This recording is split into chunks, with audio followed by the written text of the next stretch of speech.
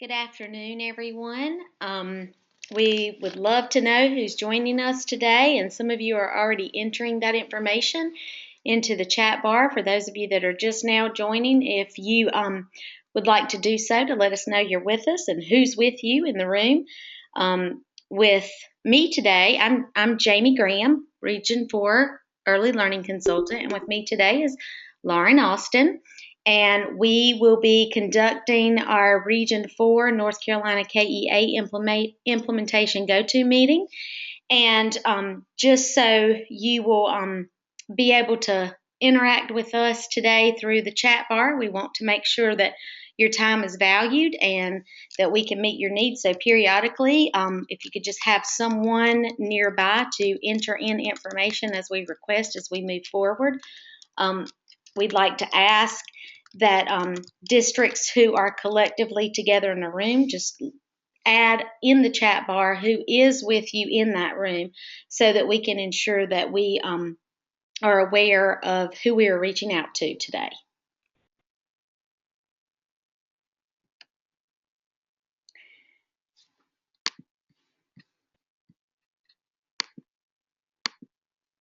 Okay, we're just going to do a quick sound check. If anyone cannot hear, please let us know by way of the chat bar. Lauren has asked the question in the chat bar in the event that the sound is not working, so we'll wait just a moment to make sure that everyone can hear us.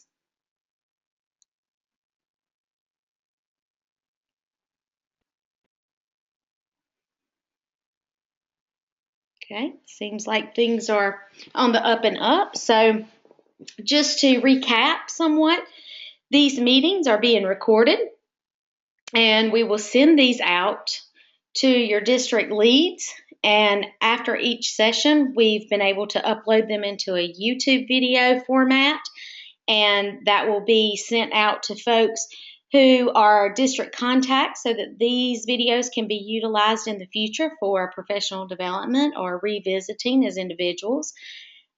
Today, we are in week 3, and we welcome you back if you have been joining us in the other meetings that we have had consistently. Today's session is focused on language and literacy, and we will unpack the book and print awareness progression and think about the different steps in that particular progression. Tomorrow, we will meet and discuss the language and literacy domain as it relates to the available district facilitators guide activities and give you an opportunity for Q&A. We wanted to start today with a cute little cartoon to bring us all to a place where we can relate. This cartoon reiterates that need for a two-way means of communication.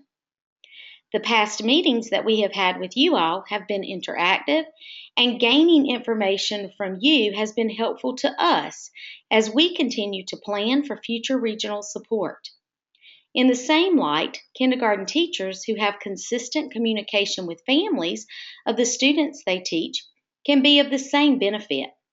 Informing families and having them to inform teachers of what they see at home and outside of the school setting is essential to learning more about the children as individuals. Obviously, comically, in this little cartoon, this young kindergartner is not interested in sharing what's happening in the school setting.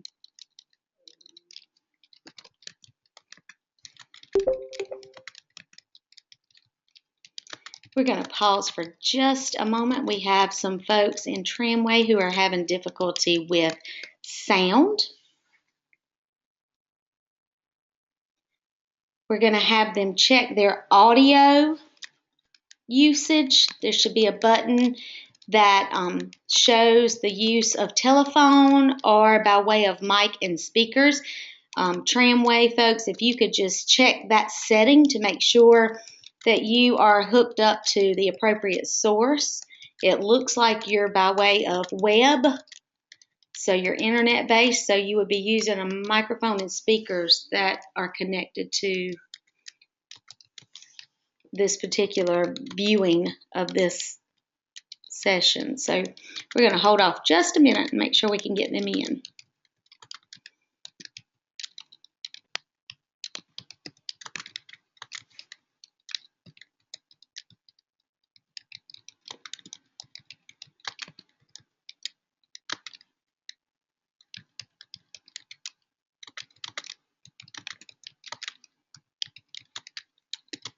Okay, Lauren's going to work with them by way of chat box.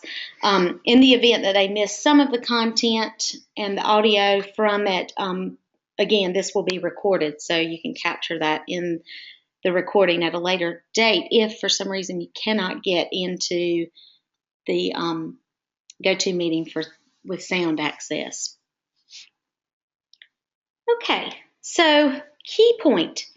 We have seen this key point before, that evidence is used to guide instruction. And we know that teachers use a variety of data to better understand what their students know and are able to do. When evidence is generated, the teacher interprets that evidence and locates the student's current learning status along a construct progression. This allows the teacher to adapt and respond to the learning needs of the students, adjusting the learning targets and supporting and scaffolding those students as appropriate. So today we are going to take a closer look at the book and print awareness construct progression so that you have a clear understanding of what each step or set of skills looks like, so that you can use the progression as a tool to help you gather evidence on where your students are developmentally in this construct. Hopefully, you will see that by using this progression as a means to better understand your students' learning, you will not view it as another thing you have to do, but instead it will be a support for helping you to achieve success in things you are already teaching, because it will help identify where some of the gaps in your student learning are coming from and may be able to close those gaps of the students, and they will be able to master the standards that are a part of the kindergarten curriculum.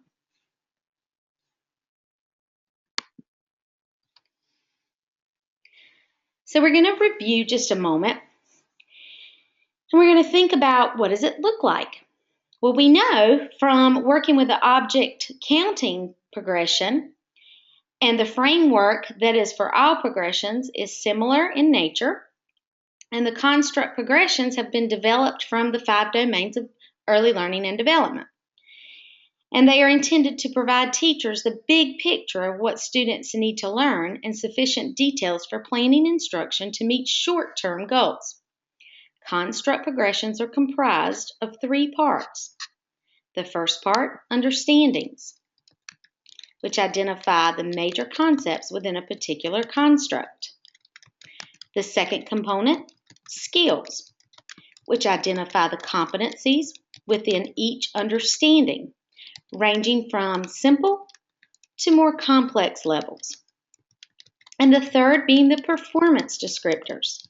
The performance descriptors paint a picture of a performance, specifying exactly how students would demonstrate their understandings of the skills at each stage of the progression.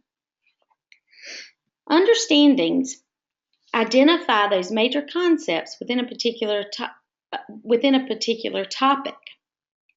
And so when we think about assessing understandings, we want to look for observable behaviors, which would be the skills, and then generate a comparison to identify the current learning status by being supported by the performance descriptors that are listed for each skill set.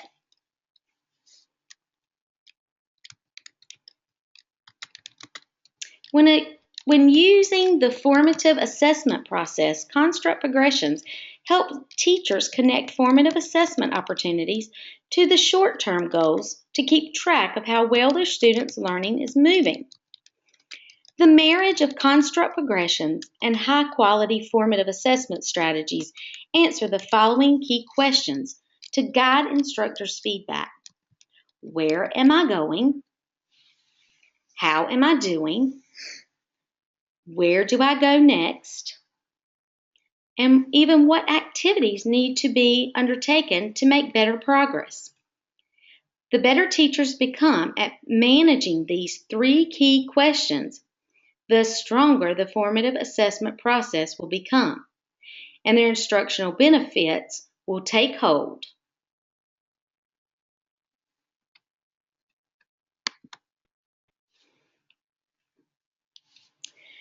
There is a construct progression for each of the 8 constructs. A construct progression is a carefully sequenced set of understandings and skills for a particular concept or subject matter that traces the development of learning over time, from a more rudimentary form through a more sophisticated state. Construct progressions are not standards. They're not pacing guides or curriculum scope and sequences. Rather, construct progressions lay out increasingly more complex understandings of core concepts, principles, or skill development, providing a picture of what it means to develop in an area of learning. Construct progressions help teachers identify learning goals to answer where is the learner going. They provide an opportunity for interpretive framework to make inferences from evidences gathered and to identify where the learner is now and point to the way of what the student needs next. Progressions are aligned to the North Carolina Standards for Early Learning and Development and the North Carolina Standard Course of Study, commonly known as the Common Core State Standards and North Carolina Essential Standards. A construct progression is compiled of 3 parts, as we know, and today we're going to take a look at the object counting construct progression.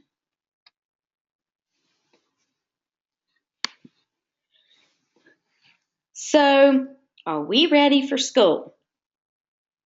Does this picture look familiar?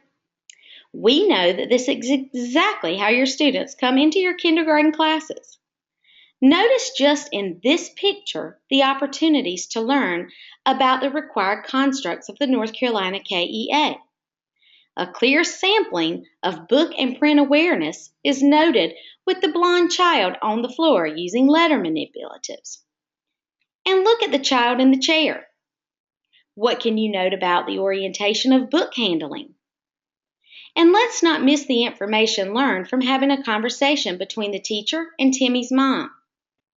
The parent contribution could be noted, and further investigation can be done to cross-reference his mother's observations from home.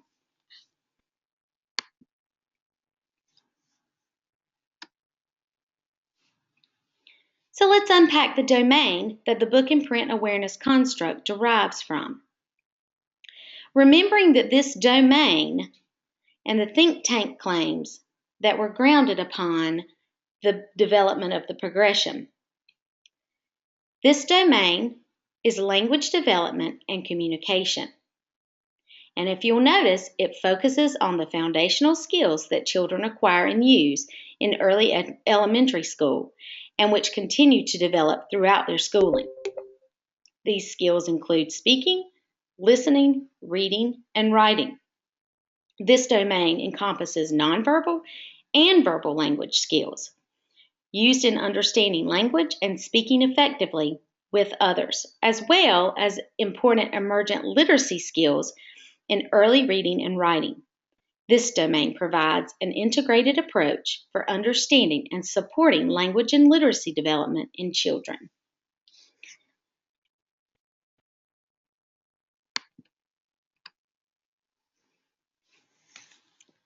So the book and print awareness construct,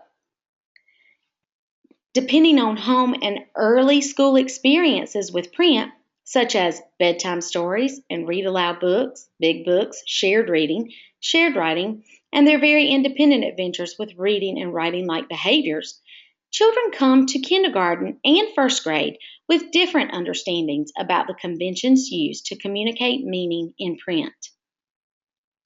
Based on this research of Mari Clay in 2000, and others, each child develops his or her level of understanding of book orientation and print awareness. By assessing both the child's understanding and misunderstandings of conventions, teachers can address what still needs to be learned. This knowledge enables teachers to design instruction that meets the needs of individuals regarding how print works. Questions posed to students may include: where is the front of the book? Where does the story start? Where do I start reading? And where do I go after that? What is a letter? What is a word? And these important literacy understandings can develop through quality hands-on experience with books and print. So, now it's your turn to refer to the chat bar and work in groups by taking a minute to talk or jot down some examples of how you have taught or observed your students' understanding of book and print awareness. We'd like for you to post an example in the chat box.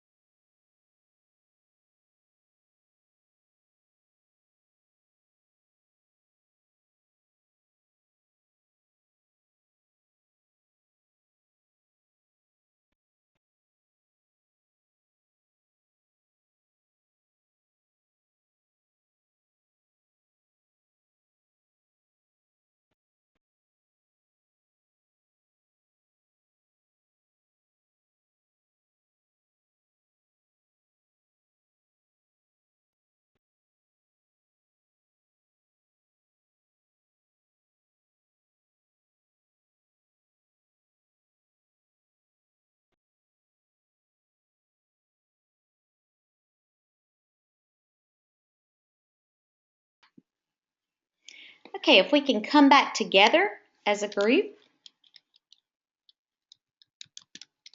You all have indicated a variety of opportunities that occur on a daily basis in the kindergarten classroom, whereby a teacher can carefully observe students interacting with printed materials. And I just wanted to emphasize that many of the examples provided were listed for individualized, small group, and even whole group opportunities to gather information about students. And the technology platform by which will be used for the North Carolina KEA will be a quick way to capture this information by way of photos, 1-minute videos, anecdotal notes that are taken and can easily be uploaded into the platform, whereby these evidences can be used to paint a picture of the whole child and the progression by which the child is performing throughout the process of that 60-day window. So we also know that with the two required constructs, those two particular constructs were chosen because they're the most closely aligned and directly related to the North Carolina Foundations of Early Learning and Development Standards and the North Carolina Standard Course of Study. As you see here on the screen, just like with object counting, this direct alignment allows for teachers to be able to make those strong connections to the expectations of the kindergarten curriculum. Take a moment and discuss how teachers can use the first days of school to observe students as they demonstrate their understandings of book and print awareness. Now, you mentioned some opportunities in the chat box related to observing children as they are manipulating books and becoming familiar with print in the classroom setting. But if we really think about those opening days of school, take just a moment and talk with your colleagues about how these opening days of school, as though we have seen in the little comical picture earlier, can be a window into understanding where children may be demonstrating skills about the organization of books, orientation of books, their print awareness, and the basic features of print in books. You may want to consider the connection to M-Class assessment of print concepts. Someone has already done that in the chat bar earlier in the conversation. And you may consider how this assessment may be a source of documentation that can support meeting these standards as well. Please type an example of an observation or a possibility of an observation during the first week of school. It can be during staggered entry. It can be during the first week where you have all students, but an observation that can be noted during that first opening opportunity when children enter the doors of your kindergarten classroom.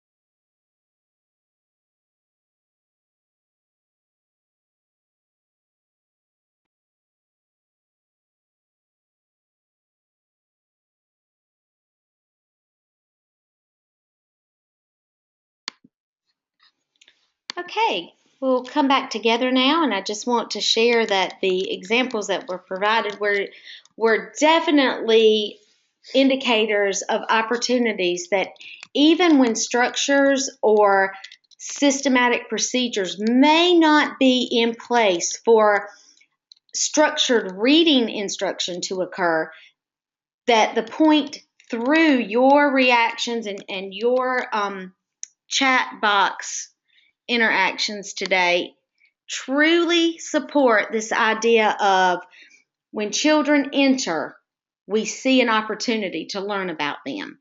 And the examples are just so vivid as we're reading them and thinking about that exploration time frame and how it gives teachers an opportunity to learn about their students.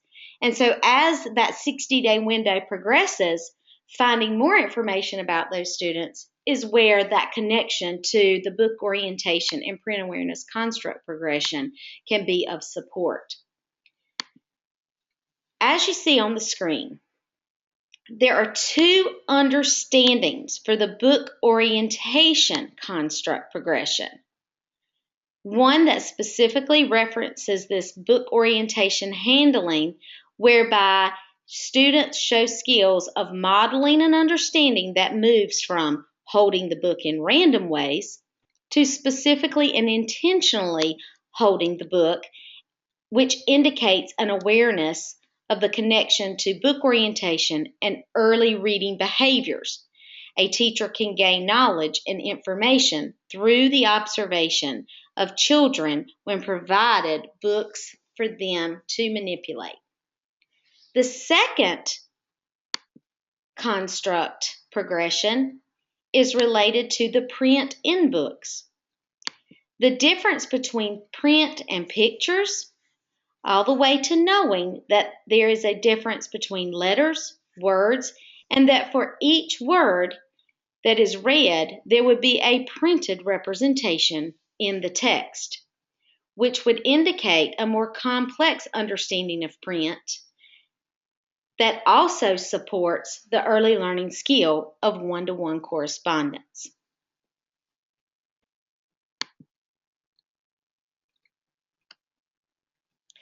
In the construct of book orientation, there are two understandings, beginning with the first understanding that children understand that books have pages that may contain pictures and or words.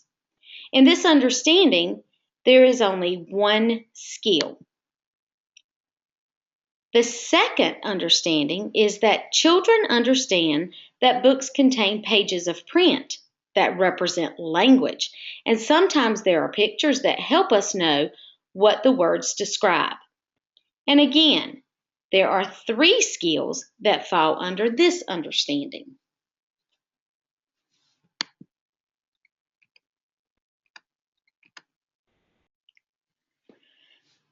When observing students and their awareness of book orientation and print awareness, an early learning book is recommended. And an early learning book is characterized as one that contains 2 to 6 lines of text, utilizes familiar content that is concrete and easy to understand. It contains strong picture support and uses mostly simple sentences, but may periodically include longer sentences that include high frequency words and possible dialogue. We'd like for you to take an opportunity and think about your previous experience with early learning books. And if you would, please take this time to share some examples of some early learning books that you use when assessing and or teaching your students in the chat box. These can be required assessment material books. These can be books that may be found in your classroom library, books that you like to use when teaching the features of print, maybe in a big book form. And if you would just share that in the chat box, then others across the region may pick up on a title that they may be interested in.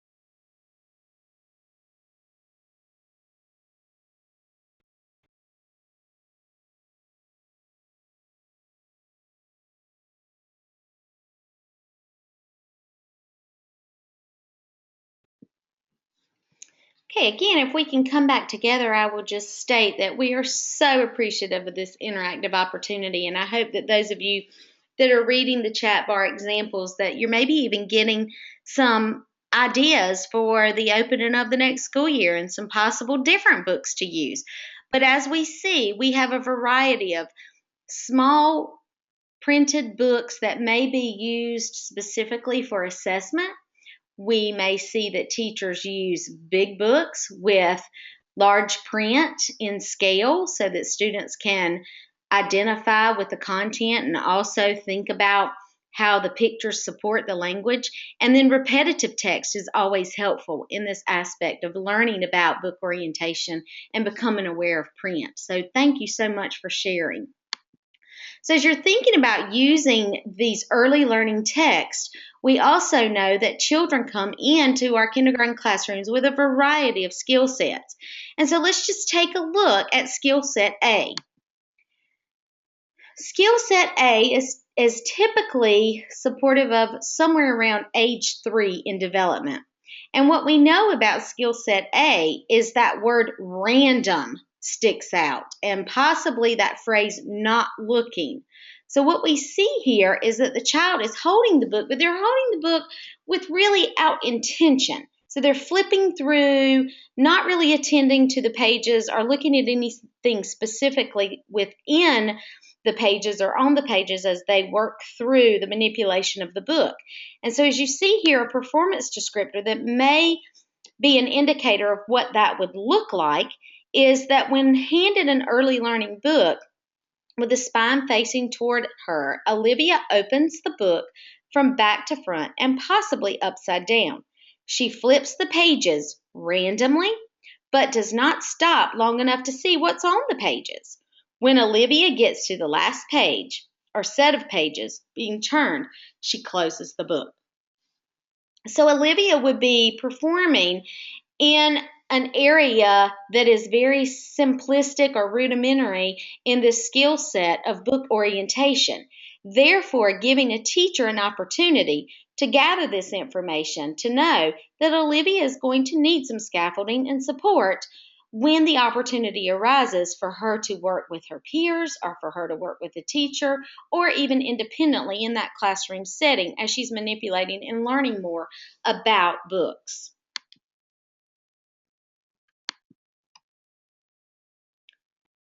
Here's another performance descriptor that is an indicator of skill set A.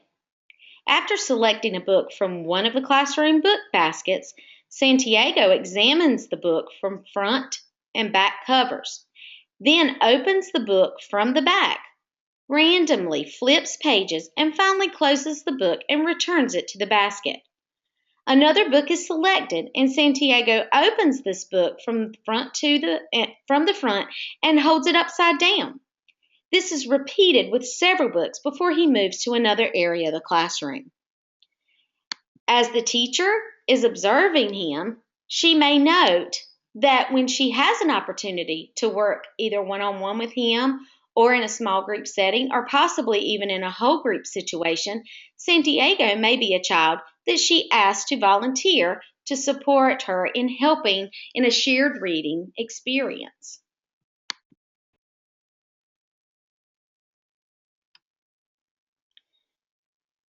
So let's look at skill set B. Notice the word random is still highlighted. But as we move from A and into B, we notice that the child holds the book in random ways and may flip pages from front or back, may change the position of the book to better view the picture or print. So an aha moment occurs in this transition from A to B. Noting something that just doesn't quite look the way they've seen it in the past, something familiar possibly, a dump truck even, turning it around the right way to make it look right. So here's a performance descriptor that may be an indicator or a comparison for what this might look like. When given the opportunity to explore an early learning book, Anthony opens the book right side up or upside down and or back to front. He randomly flips the pages until the pictures in our print captures the child's attention. Then he turns the book upright to correct the orientation of that picture or print.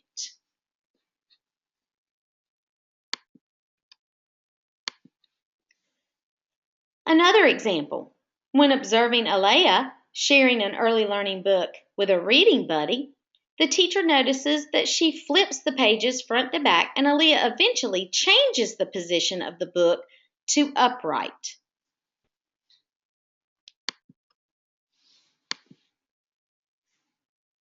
So as you can see, the progression of skill sets begins to increase to the point where you get to see where a teacher can observe a child in this area holding the book upright, opening it from front cover and turning the pages, but not always one by one. If you can envision the possibility of even turning pages with the palm of their hand, possibly grabbing multiple pages at one time, might be an indicator that this child is functioning in skill set C. Here's a performance descriptor. The teacher hands Carl an early learning book with the spine facing him. The teacher says, "Show me how you would open the book and read it to a friend." Carl holds the book upright, opens the book from the front, and begins turning the pages, but not always one by one.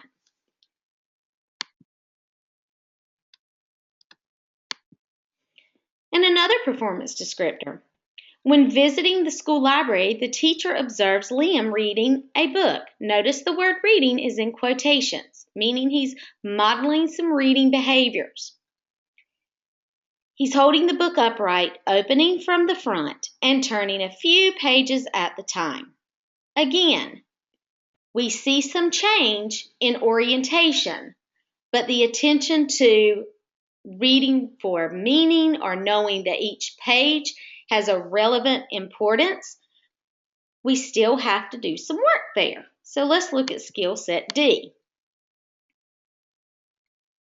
So in skill set D, we notice that the child holds the book upright, turns the pages, what do we notice there? In order, starting at the front and moving one page at a time.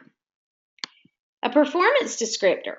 After the teacher selects an early learning book, or the early learning book is self-selected by the student, the teacher says to Noah, "Help me read this book." The teacher asks, "Where do I start reading?" Once Noah opens the book upright and opens the book at the front, the teacher asks, "Where do we go next to read the book?" He turns the pages one at a time. And another performance descriptor. As you notice here, when provided an opportunity to engage in a classroom library or center, which many of you added in the chat box as a response, Sophia selects a book and models reading it to herself to an audience. For example, a set of stuffed animals or peers or maybe some dolls or even an imaginary audience.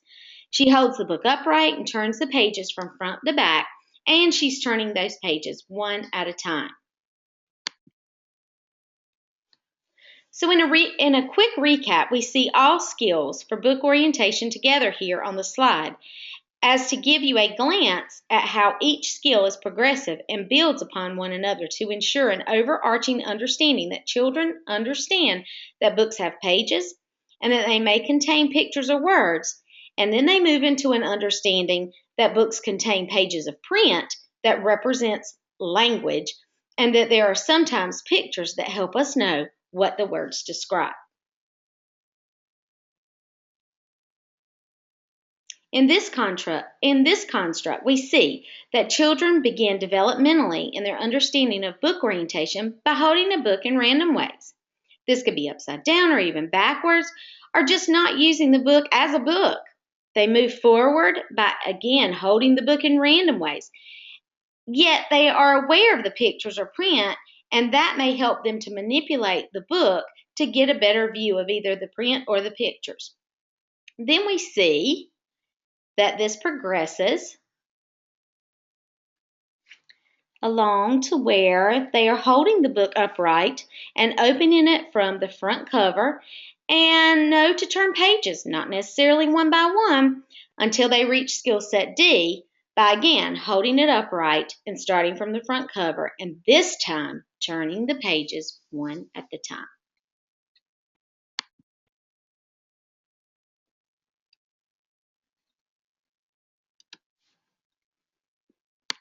So once they learn and begin to notice the printed language, then the print awareness construct helps to be supported, and the skill sets that support the understandings are as follows.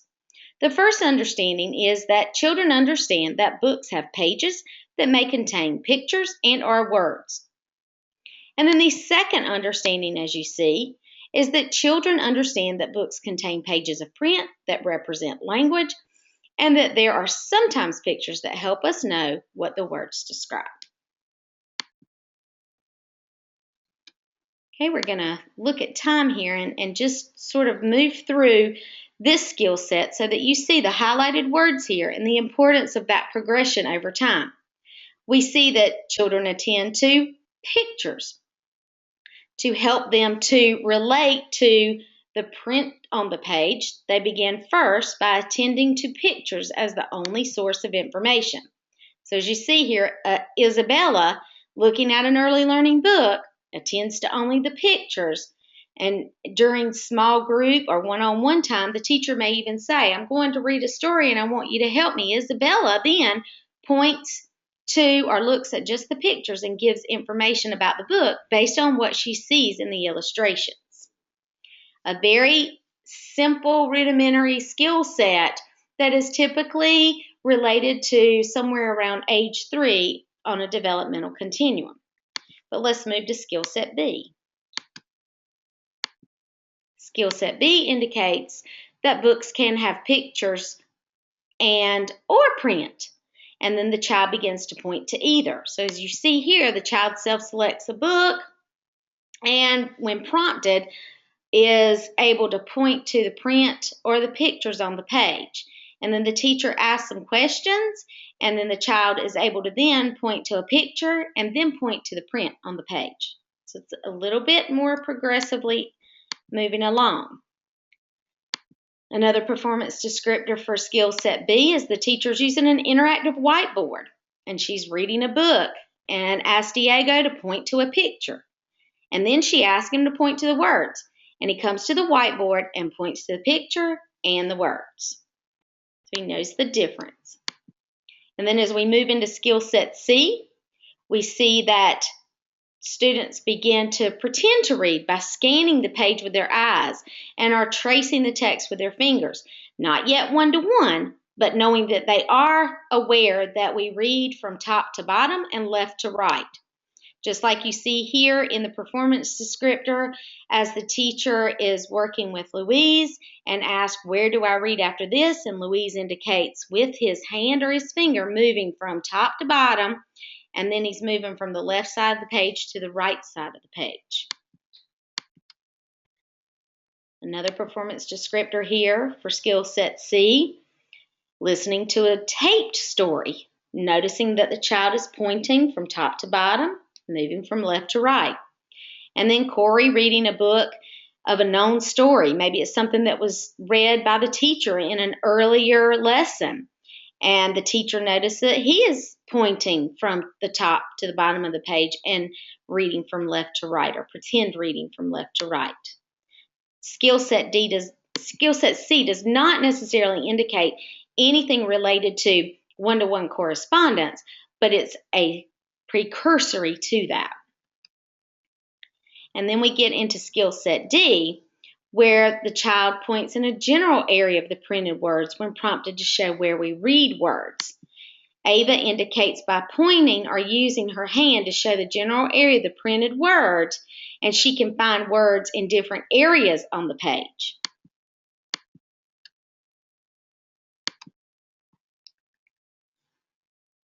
Okay, and one more performance descriptor for D is that when Gabrielle was reading a book, the teacher comes to a page with the text and the pictures and asks Gabrielle to point to the words.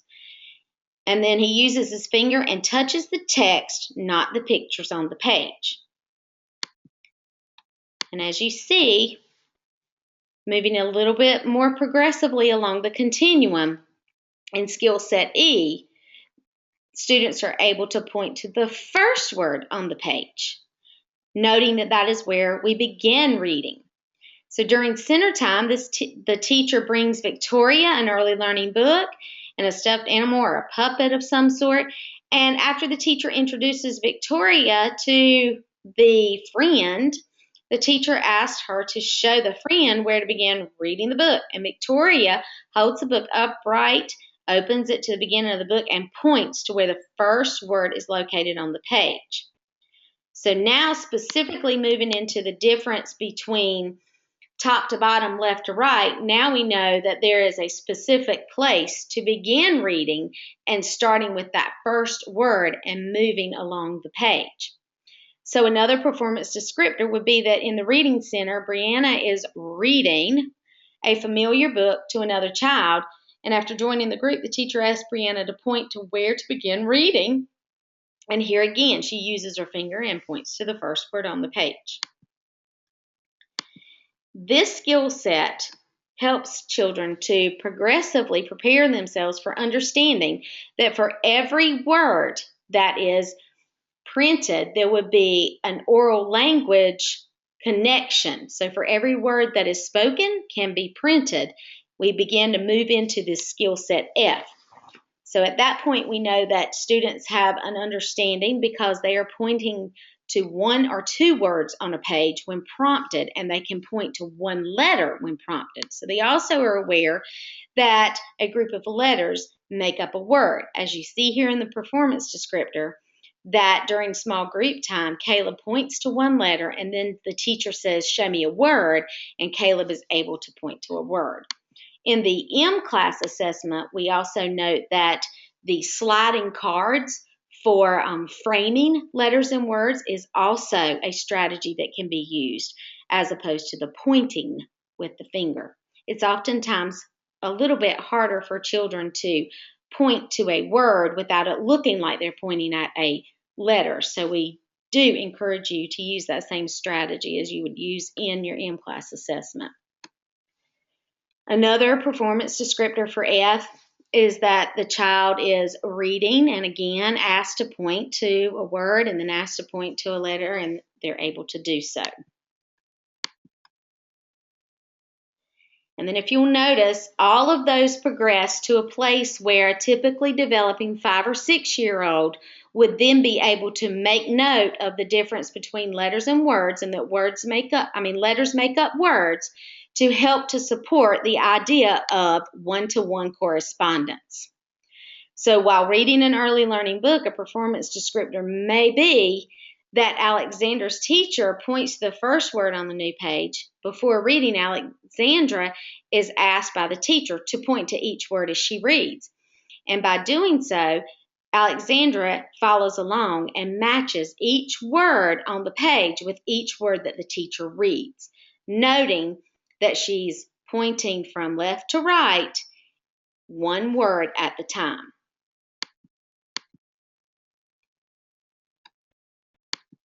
And then, of course, another area of a performance descriptor can be that when a child pretends to read, we see that their language might not be exact, but for every word that is spoken, the finger movement occurs pointing to one word at the time, matching voice to print. And at a glance, we recap, and as you see, we have a lot of movement from attending to just pictures to attending to pictures and print, and then knowing the orientation of top to bottom, left to right, knowing the difference between letters and words, and then moving into this idea of one-to-one correspondence. So developmentally, when children are able to progress through these stages, then the more closely aligned they are developmentally to skill set G, the more successful in early learning to read can occur. So as a teacher, knowing where they fall on this developmental continuum can be helpful as you think about your planning for instruction. So thinking about gathering that evidence of learning. You're going to observe your students interacting with books, as many of you already mentioned. You're going to intentionally plan to look for these evidences based on the lessons you're already teaching.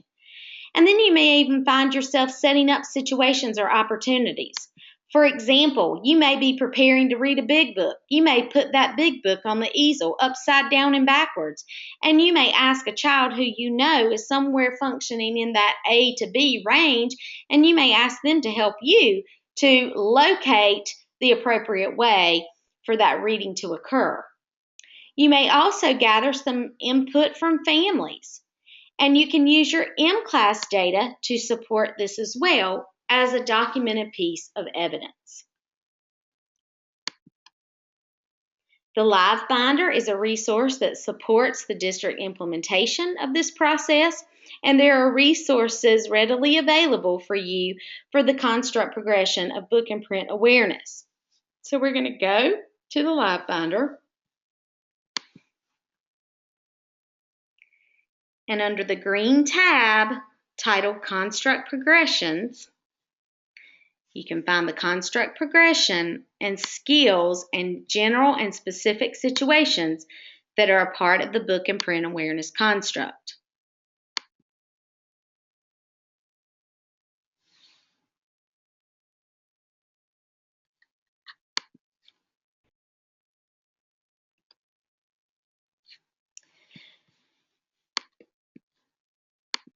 We encourage you to peruse those resources and know that tomorrow's time with you will be spent utilizing some of that information and digging a little bit deeper into a specific activity relevant to this construct progression. We hope that these sessions have helped you. Just another little comical relief. We want you to look at this little cartoon and think about yourselves as learners. I know it's your first day, Miss Smith, but come on down. The high standards we set will all fall into place. Besides, they're just kindergartners.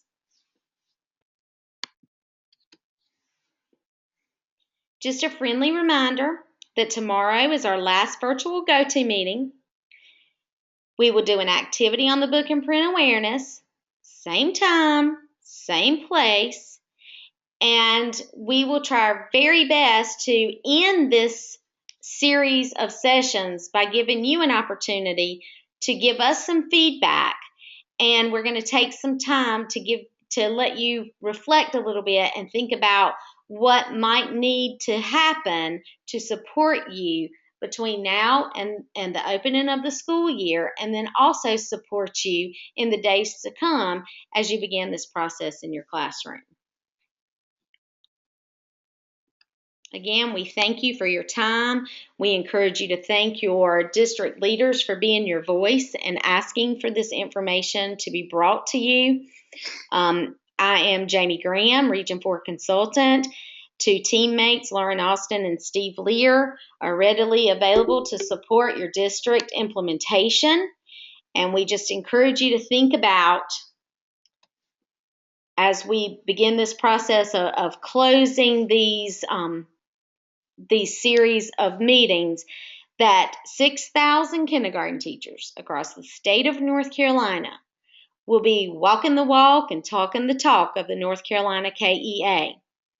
And we just want to thank you for your efforts to learn and grow in your understanding and support that you will be able to provide your students to help them grow into successful little citizens one day. And we just say thank you for your time, and we look forward to seeing you tomorrow, hearing from you tomorrow. At this time, if you have any final remarks or questions that you would like to add into the chat bar, we will leave the chat bar open. We know that we're limited on time today. We had a lot to cover, but certainly welcome your questions or comments at this time.